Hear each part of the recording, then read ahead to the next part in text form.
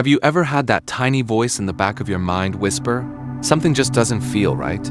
It's the kind of feeling you try to ignore because you trust the person you love, but it keeps pulling at you, quietly, persistently. That's where I found myself not too long ago.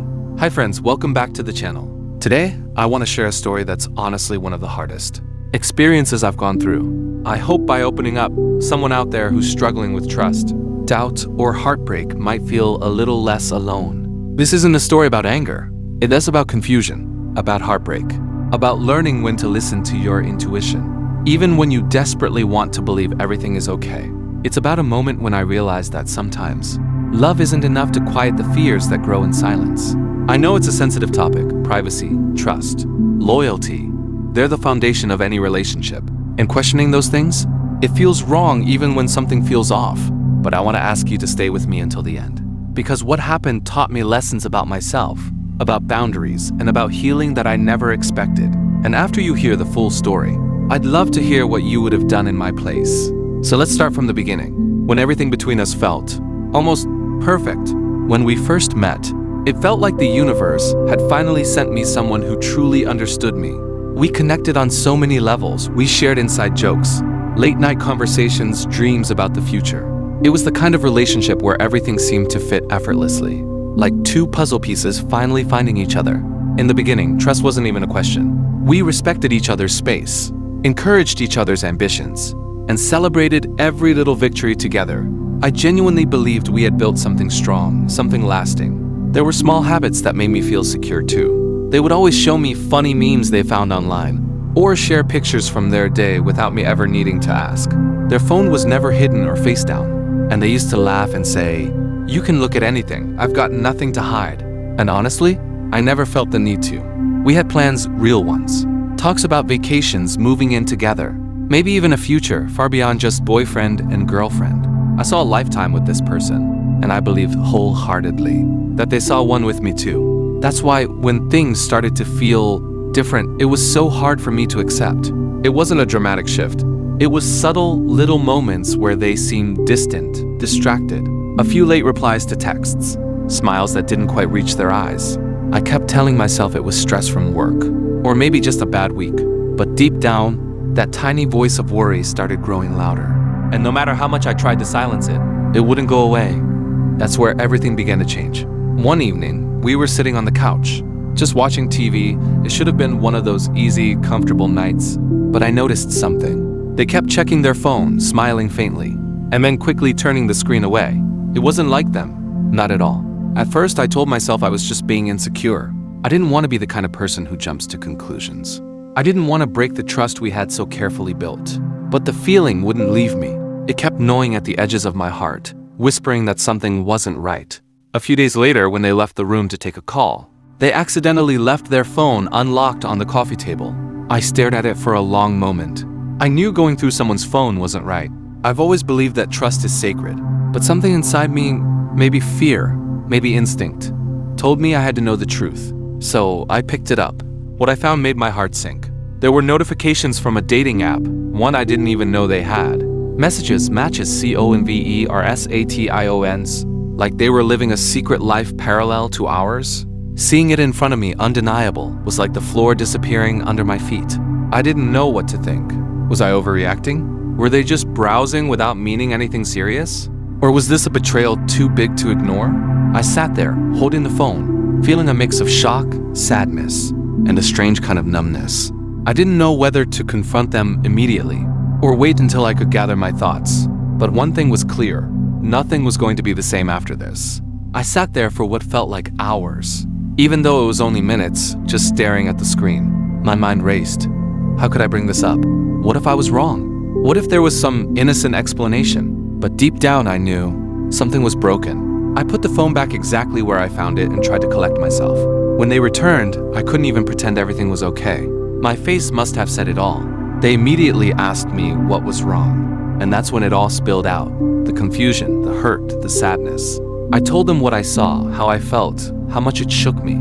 At first, they denied everything. They said it was just a joke, just boredom, just looking around. They said it didn't mean anything, but every word felt like a knife twisting deeper. Because whether it was physical or not, the trust between us had been shattered. I asked them why they needed to seek attention elsewhere when we had each other. I asked if they had been unhappy, if I had missed something, if there was anything I could have done differently. They kept saying, "It's not what it looks like." But the thing is, sometimes it is exactly what it looks like. I wasn't angry in that moment. I was just heartbroken. Because love isn't supposed to feel like suspicion, like doubt, like betrayal. I realized, as hard as it was, that we couldn't move forward unless we faced the truth, and it hurt more than I ever imagined.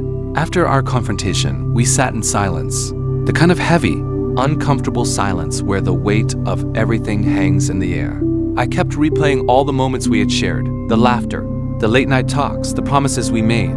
It felt unreal that it was all unraveling over something so careless, yet so deeply hurtful. I wanted so badly to believe them, to accept their excuses, to pretend it hadn't happened. But something inside me, something I couldn't ignore, told me that if I overlooked this, I'd be betraying myself too. Trust isn't just about believing someone when they tell you everything is fine. It's about feeling safe, secure, respected, even when you're not looking. And now, even if I stayed, I knew that feeling would never fully come back. The decision before me wasn't easy. I wasn't just choosing whether to forgive or to walk away. I was choosing how I wanted to be treated, what I was willing to accept in a relationship. Tears welled up in my eyes as I quietly said, "I need some time." They tried to argue, to promise it would never happen again, to minimize what they had done. But the damage had been done. I packed a small bag and left for a few days to stay with a friend. And during that time, I asked myself the hardest questions. Was this the kind of relationship I wanted? Could I ever trust them again? Could I trust myself again if I ignored what happened? In my heart, I already knew the answer. As painful as it was, sometimes loving yourself means letting go of someone who didn't value you enough to stay loyal. Even when no one was watching, the days after I left felt quiet. Not peaceful, just quiet. I wasn't crying all the time, but I wasn't smiling either. It was this strange space between grieving and rebuilding.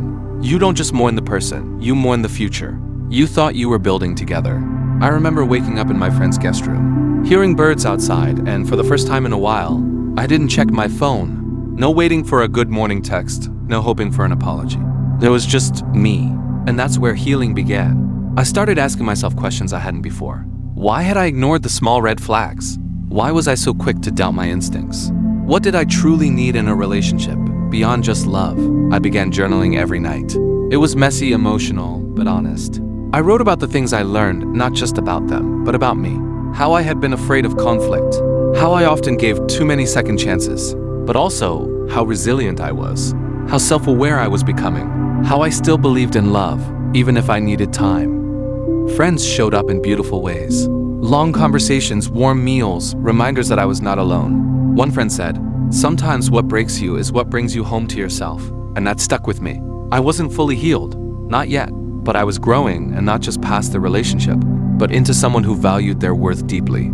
Letting go wasn't easy, but I was finally choosing me, not out of anger, but out of love, the kind I deserved all along. Looking back, I never thought my relationship would end because of something like this. A dating site, a hidden profile, a quiet betrayal I never saw coming. But more than anything, I didn't expect the moment. I finally listened to myself to be the moment everything changed. Because the truth is, I had that gut feeling for a while.